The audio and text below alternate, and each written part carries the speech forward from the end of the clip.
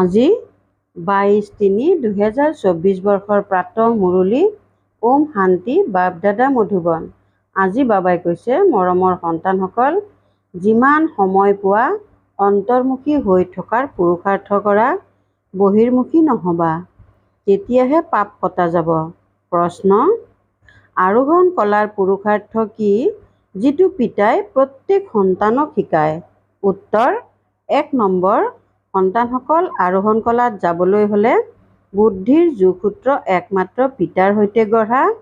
অমুক এনেকুৱা, এওঁ এনেকুৱা কৰে, এওঁৰ এয়া অৱগুণ আছে, এইবোৰ কথালৈ যোৱাৰ দৰকাৰ নাই।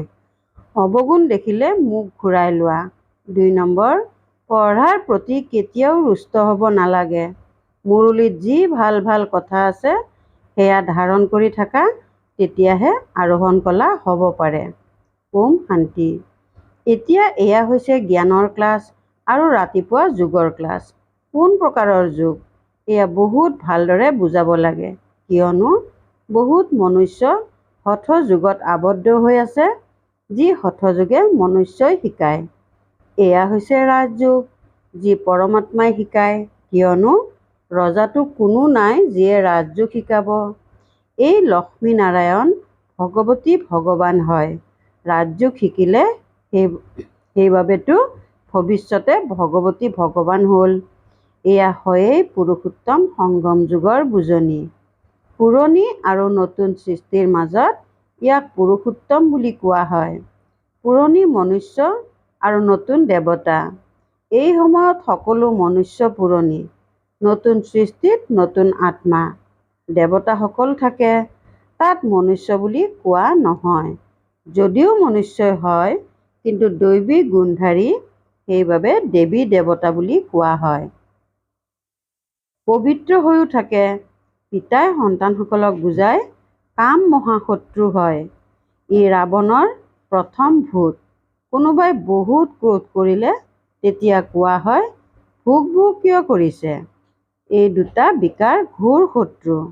লোভ মোহৰ ক্ষেত্ৰত ভোগ ভোগ কৰা বুলি কোৱা নহয়। মনুষ্যৰ মাজত বিজ্ঞানৰ অহংকাৰৰ বাবে কিমান ক্ৰোধ কৰে, এয়াও বহুত লোকচানকাৰক। কামৰ ভূত আদি মধ্য অন্ত দোষ দিওঁতা হয়। ইজনে সিজনক ওপৰত কাম কটাৰী চলায়। এই সকলোবোৰ কথা বুজি আকৌ আনক বুজাব লাগে। তোমালোকৰ বাহিৰে পিতাৰ পৰা উত্তৰাধিকাৰ লোৱাৰ সঁচা ৰাস্তাটো কোনেও দেখুৱাব নোৱাৰে। তোমালোক সন্তানসকলেহে শুনাব পাৰা। বেহদৰ পিতাৰ পৰা ইমান উচ্চ অধিকাৰ কেনেকৈ পোৱা যায়, যিসকলে কাকো বুজাব নোৱাৰে? নিশ্চয় পঢ়াৰ প্ৰতি ধ্যান নাই। বুদ্ধিযোগো কৰবাত দিগভ্ৰান্ত হৈ ফুৰে। যুদ্ধক্ষেত্ৰ নহয় জানো? এনেকৈ কোনেও নাভাবিবা যে সহজ কথা। মনৰ ধুমুহা বা নেতিবাচক সংকল্প নিবিচাৰিলেও বহুত আহিব। এই ক্ষেত্ৰত বিভ্ৰান্ত হব নালাগে। যোগ বলেৰেহে মায়া দৌৰি পলাব। ইয়াৰ বাবে বহুত পুৰুষাৰ্থৰ প্ৰয়োজন। পেচাগত কাম কাজত কিমান ভাগৰি পৰে, কিয়নো দেহ অভিমানত থাকে। দেহ অভিমানৰ কাৰণে বহুত বাৰ্তালাপ কৰিবলগীয়া হয়। পিতাই কয়, দেহী অভিমানী হোৱা। দেহী অভিমানী হলে পিতাই যি বুজায় সেয়া আনকো বুজাব। নিজক আত্মা বুলি বুজি পিতাক স্মৰণ কৰা।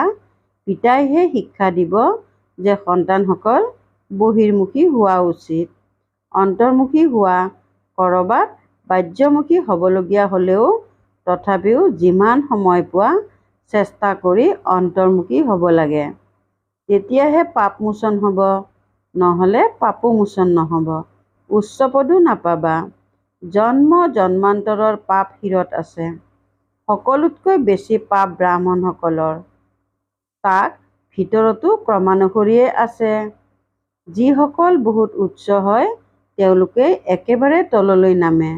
যি ৰাজকুমাৰ হয় তেৱেঁই আকৌ ভিকহূও হব লাগে। ড্ৰামাখনক ভালদৰে বুজিব লাগে। যি প্ৰথমে আহিছে তেওঁ পাছলৈ গুচি যাব। যি প্ৰথমে পাৱন হয় তেৱেঁই প্ৰথমতে পতিত হয়। পিতাই কয়, মইও আহোঁৱেই এওঁৰ ব্ৰহ্মাৰ বহুত জন্মৰ অন্তত। সেয়াও যেতিয়া বানপ্ৰস্থ অৱস্থা হয়। এই সময়ত সৰু ডাঙৰ সকলোৰে বানপ্ৰস্থ অৱস্থা। পিতাৰ বাবে গায়নো আছে সকলোৰে সদ্গতি কৰোঁতা। সেয়া হয়েই পুৰুষোত্তম সংগম যুগত। এই পুৰুষোত্তম সংগম যুগো স্মৃতিত ৰখা উচিত। যেনেকৈ মনুষ্যৰ কলি যুগ স্মৃতিত আছে, সংগম যুগ কেৱল তোমালোকৰ স্মৃতিত আছে। তোমালোকৰ ভিতৰতো ক্ৰমানুসৰি আছে। বহুতৰেতো নিজৰ সাংসাৰিক কথাহে স্মৃতিত থাকে। বাহিৰৰ ফালে মুখ আঁতৰাই ৰাখিলে তেতিয়া ধাৰণাও হৈ যাব। এটা প্ৰবাদ আছে, অন্তকালত যিয়ে স্ত্ৰীক স্মৰণ কৰে, যিবোৰ ভাল ভাল গীত বা শ্লোক আছে, যিবোৰ আমাৰ জ্ঞানৰ লগত সম্পৰ্ক আছে, সেয়া ৰাখিব লাগে। যেনেকৈ শ্ৰী সৃষ্টিৰ পৰা যাবই লাগিব। দ্বিতীয়তে নয়নহীনক মাৰ্গদৰ্শন কৰা। এনেধৰণৰ গীত নিজৰ ওচৰত ৰাখিব লাগে। মনুষ্যই ৰচিছে, যিয়ে এই সংগমৰ বিষয়ে গমেই নাপায়। এই সময়ত সকলো জ্ঞান নেত্ৰহীন, অন্ধ। যেতিয়া পৰমাত্মা আহিব তেতিয়া মাৰ্গ দেখুৱাব, এজনকো নেদেখুৱাব। এয়া হৈছে তেওঁৰ শিৱ শক্তি সেনা। এয়া শক্তি সেনাই কি কৰে? শ্ৰীমতত নতুন সৃষ্টি স্থাপনা কৰে। তোমালোকেও ৰাজযোগ শিকা, যিটো ভগৱানৰ বাহিৰে আন কোনেও শিকাব নোৱাৰে। ভগৱানটো নিৰাকাৰ, তেওঁৰতো নিজৰ শৰীৰ নাই। বাকী যিয়েই আছে সকলো শৰীৰধাৰী। উচ্চতকৈও উচ্চটো একমাত্ৰ পিতাই হয়, যিয়ে তোমালোকক পঢ়ায়। এয়াতো তোমালোকেহে জানা। তোমালোকৰ ভিতৰতো ক্ৰমানুসৰি আছে, সেয়েহে তোমালোকক সাৱধান কৰিব লাগে। ডাঙৰ ডাঙৰ বাতৰি কাকতত প্ৰকাশ কৰিব লাগে। মনুষ্যই যি যোগ শিকায় সেয়া হঠযোগ। ৰাজযোগ একমাত্ৰ পৰমপিতা পৰমাত্মা পিতাইহে শিকায়, যাৰ দ্বাৰা মুক্তিত জীৱন মুক্তি পোৱা যায়। হঠযোগৰ দ্বাৰা দুয়োটাই পোৱা নাযায়। সেয়া হৈছে হঠযোগ, যিটো পৰম্পৰাগতভাৱে চলি আহে, পুৰণি হয়। এয়া ৰাজযোগ কেৱল সংগম যুগত পিতাই শিকায়।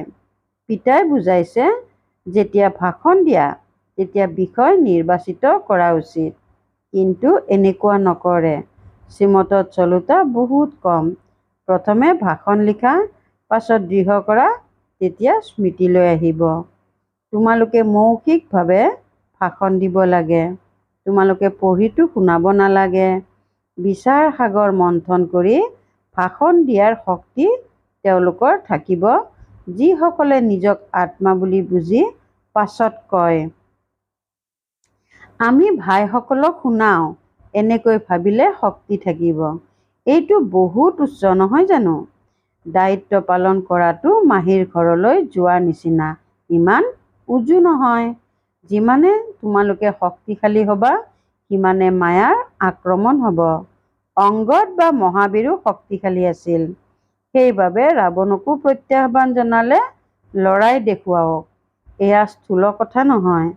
শাস্ত্ৰবোৰ এয়া মুখৰোচক কথা আছে। এই কাণ, যি পৰমাত্মা পিতাৰ সুৱলা জ্ঞান শুনোতা আছিল, সেয়া মুখৰোচক কথা শুনি শুনি একেবাৰে পাথৰ হৈ গৈছে।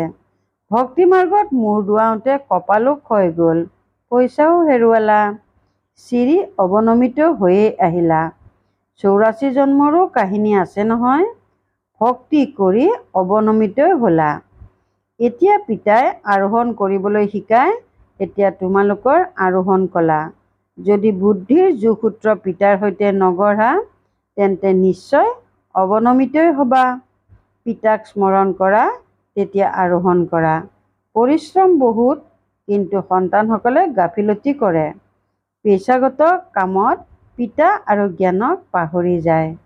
মায়াই ধুমুহাত লৈ আহে, অমুক এনেকুৱা, এইটো কৰে, এইগৰাকী ব্ৰাহ্মণী এনেকুৱা, এওঁৰ এইটো অৱগুণ আছে।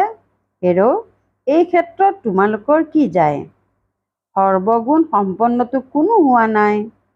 কাৰো অৱগুণ নাচাই গুণ গ্ৰহণ কৰিব লাগে।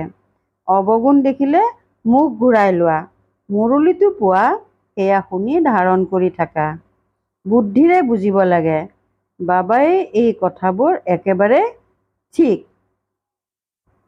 যিটো কথা ঠিক যেন নালাগে সেয়া এৰি দিব লাগে। পঢ়াৰ প্ৰতি কেতিয়াও ৰুষ্ট হ'ব নালাগে। ব্ৰাহ্মণীৰ প্ৰতি বা পঢ়াৰ প্ৰতি ৰুষ্ট হোৱা মানে পিতাৰ প্ৰতি ৰুষ্ট হোৱা। এনেকুৱা বহুত সন্তান আছে যিসকল আকৌ সেৱা কেন্দ্ৰলৈ নাহে। কোনোবা যেনেকুৱাই নহওক তোমালোকৰ কাম মুৰলীৰ সৈতে। মুৰলীত যি শুনাই তাৰ পৰা ভাল ভাল কথাবোৰ ধাৰণ কৰিব লাগে। কাৰোবাৰ সৈতে কথা পাতি মজা নালাগিলে তেতিয়া শান্ত কৰি মুৰলী শুনি গুচি যাব লাগে। ৰুষ্ট হ'ব নালাগে যে মই ইয়ালৈ নাহোঁ। ক্ৰমানুসৰিতো হয়। এইটো ভাল যে তোমালোকে ৰাতিপুৱা উঠি স্মৃতিত বহা। বাবা আহি শক্তিৰ কিৰণ দিয়ে। বাবাই অনুভৱ শুনায়। যেতিয়া বহোঁ তেতিয়া যিসকল অন্যান্য সন্তান তেওঁলোকে প্ৰথমতে স্মৃতিলৈ আহে। হয়তো বিলাতত আছে, কলিকতাত, এতিয়া কলকাতা আছে, সেয়েহে প্ৰথমতে অন্যান্যসকলক স্মৰণ কৰি শক্তিৰ কিৰণ দিয়ে। সন্তানসকল যদিও ইয়াত বহি আছে কিন্তু বাবাই তেওঁলোকক স্মৰণ কৰে যিসকলে সেৱা কৰে। যেনেকৈ ভাল ভাল সন্তানসকলে শৰীৰ ত্যাগ কৰি গ'লে তেওঁলোকৰ আত্মাকো স্মৰণ কৰে, বহুত সেৱা কৰি গৈছে। গতিকে নিশ্চয় ইয়াতে সমীপৰ কোনোবা ঘৰতেই থাকিব। তেওঁলোককো বাবাই স্মৰণ কৰি শক্তিৰ কিৰণ দিয়ে। সকলোতো বাবাৰেই সন্তান। কিন্তু কোনে কোনে ভাল সেৱা কৰে এয়াতো সকলোৱে জানে। বাবাই কয় ইয়াত শক্তিৰ কিৰণ দিয়া। তেতিয়া দি দিয়ে। 2টা ইঞ্জিন আছে নহয়। এওঁ ইমান উচ্চ পদ পায় তেন্তে নিশ্চয় শক্তি থাকিব। যদিও বাবাই কয় সদায় এনেকৈয়ে বুজিবা যে শিৱ বাবাই পঢ়ায়, গতিকে তেওঁৰ স্মৃতি থাকিব লাগে। বাকী এইটোতো বুজি পোৱা যে ইয়াত দুগচি বন্তি আছে, আন কাৰো দুগচি বন্তি নাই।